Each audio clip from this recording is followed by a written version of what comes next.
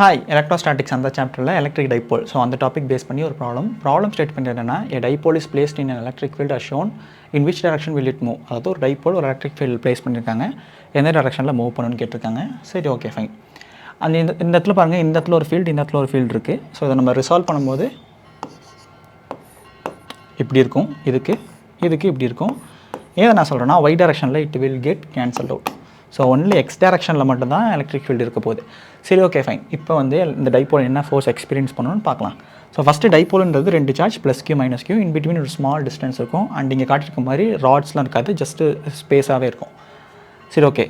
இந்த charge experience பண்ணக்கூடிய force F1 which is Q into E1. இந்த சார்ஜ் எக்ஸ்பீரியன்ஸ் பண்ணக்கூடிய force F2 which is minus Q into E2. And இந்த minus plus அப்படின்றது of course charge denote பண்ணுது. But in terms of ஃபோர்ஸில் direction வச்சு பார்க்கும்போது இந்த F1 அப்படின்றது இந்த டேரக்ஷனில் இருக்கும், ஏன்னா பாசிட்டிவ். இந்த F2 அப்படின்றது இந்த டேரக்ஷனில் இருக்கும், ஏன்னா நம்ம எலக்ட்ரிக் ஃபீல்டு ஆல்ரெடி எக்ஸ் டேரக்ஷனில் பாசிட்டிவ் அப்படின்னு சொல்லி எடுத்ததுனால. அந்த இடத்துல E1 E2 அப்படின்னு 2 போட்டிருக்கேன். Suppose E1 is equal to E2 அப்படின்ற மாதிரி இருந்துச்சுன்னா இந்த 2 ஃபோர்ஸும் ஆப்போசிட் டேரக்ஷனில் இருக்குது. ஸோ ஈக்குவலாகவும் ஆயிரும், E1 ஈக்குவல் டு E2ன்னு போடும்போது. அப்போ கேன்சல் அவுட் ஆயிரும், அந்த டைபோல் வந்து எந்த இடத்துலையும் நகராது.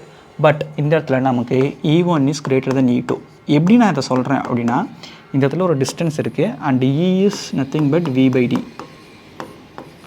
ஸோ வோல்டேஜ் பை டிஸ்டன்ஸ், நமக்கு அது நெகட்டிவ் கிரேடியன்ட் ஆஃப் பொட்டன்ஷியல் அப்படின்னு இருக்கணும், அதனால். ஸோ D இன்க்ரீஸ் ஆக E வந்து குறையும். ஸோ இந்த இடத்துல பாருங்கள், இந்த இடத்துல D இஸ் D1, இந்த இடத்துல D is D2.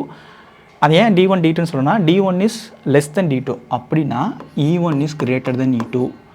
Ultimately F1 is greater than F2. So இந்த டைரக்ஷனில் இருக்கக்கூடிய ஃபோர்ஸ் வந்து டாமினெண்ட்டாக இருக்கும் இந்த டைரக்ஷனில் இருக்கக்கூடிய ஃபோர்ஸோட.